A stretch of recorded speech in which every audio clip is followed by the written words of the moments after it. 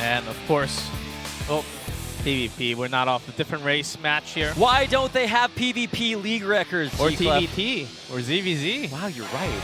Bias stats confirmed? No. Oh my god. If I saw a discrepancy in the PvP stats, I'm just like, well, I don't know how you get How there. about, what if we have a PvP and then it's like 100 to 400? What happens there? What does that even mean? All I can say is that's some pure mathematics Which there. P is which P? Can we just swap out the numbers and say which one's dominant? That doesn't really make sense. So Somebody would find a way question. to complain about that. But thank you very much for your very literal answer, G-Clef. I'm glad that we can finally settle that debate. Wiping the sweat off of his brow. That was one of Jaehoon's nickname, was the sweat toss. We'll see if he can maybe make Movie sweat a little bit as we get into game number 2.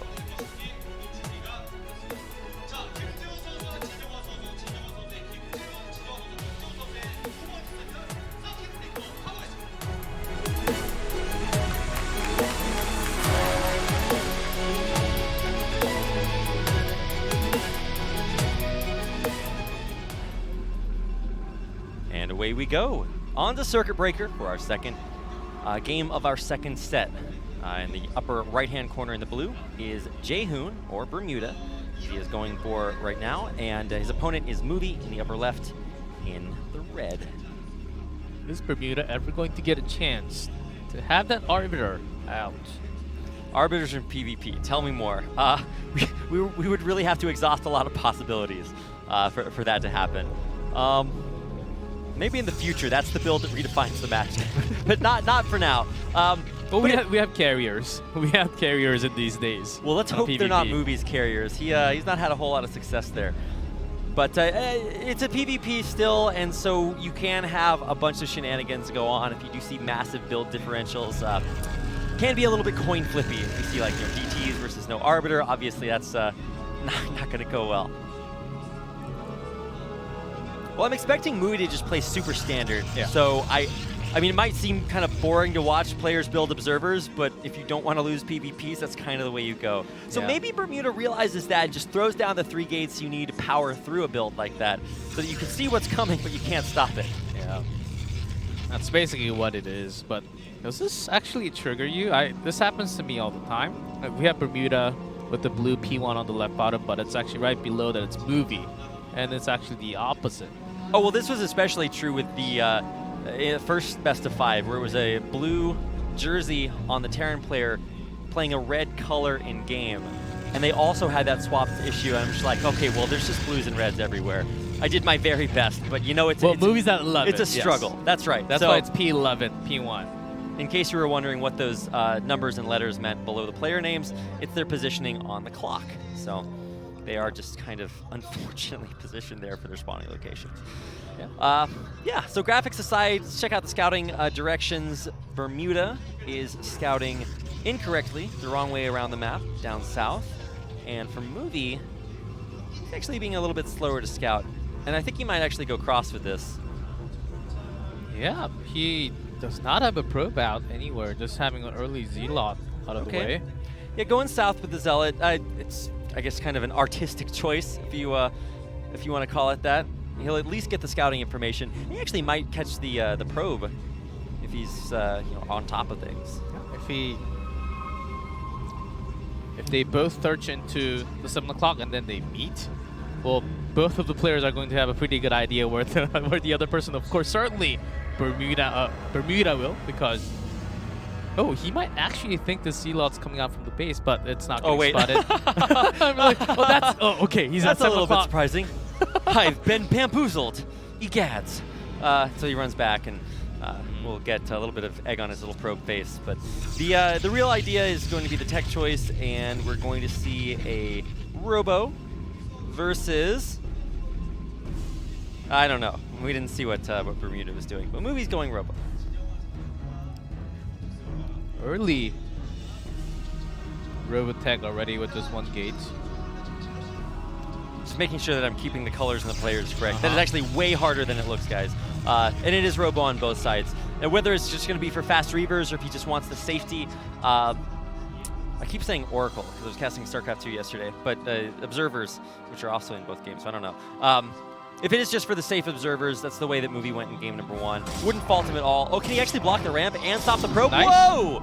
Yeah, great control there by Bermuda, but the probe just barely got its little probe feelers up the ramp and did scout that Robotech. I think that's what we had. No upgrade going around, so he's certainly going for that early.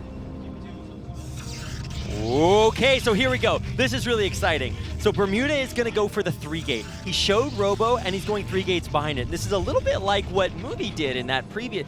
I mean, excuse me, this is a little bit like what Movie did in that previous Movie game. really going aggressive Reaver. Yeah. And Bermuda is going to have 3 gates. A lot of Dragoons will come out. But as long as Movie... I'm getting the ones mixed up so many times. It is a challenge. As Movie gets a nice defense with Reaver, that should just be enough, even with 1 gate. The extra set of gates should be coming soon. But Movie may have to think about his own defense a little more here.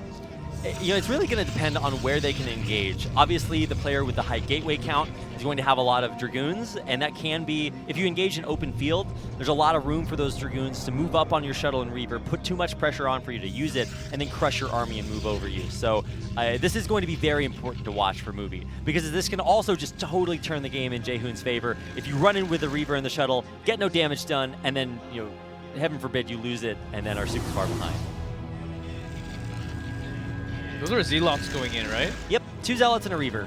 Usually what you want to put in there. So you can run the Zealots around for interference and then pick up the Reaver and go. I'm guessing we just missed the Reaver popping inside the shuttle there. Yeah, I think that's exactly what he's got. He's getting that gate, but a lot of ground units already on the move for Bermuda. Movie might be regretting because that's a little too far away, actually, from your own base. If he moves out, I mean, the idea is you put on pressure with your gateway units and expand behind it. But also that means you have nothing at home. So, oh, the Dragoon, is it just going to miss the shuttle? No way. I mean, you'll see the shuttle on the pylon just in time, but we might actually have kind of a base trade going on here because there's 0 back in Bermuda's base to stop the shuttle. Yeah, Bermuda will actually go all the way in the moment he does have a round of gateway units. He's going to get on top of the shuttle. He's going to snipe the shuttle here if he goes on top of it. Okay. Gets the shuttle. Will not escape, and this army will be pretty scary with an observer right next to it, too. We are witnessing the death of a human here, G-Club. Probes being pulled off the line. And for Bermuda, those minerals are not going to help him too much. Nope, that is not going to do it. And he's also got an Expo coming up behind this, so just the bonus zone here for Bermuda. He kills everything off on the other side. The next is actually, I guess, is either canceled or just never came up. But the pressure on the other side should be what wins the game. Okay, that's way too much Dragoons inside the base, and all the probes are pulled.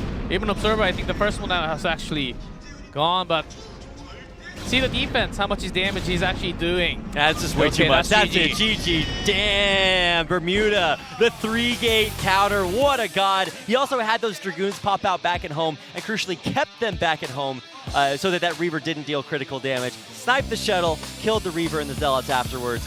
What a way to pick up a win to tie the series up at 1-1. That's the risk you take.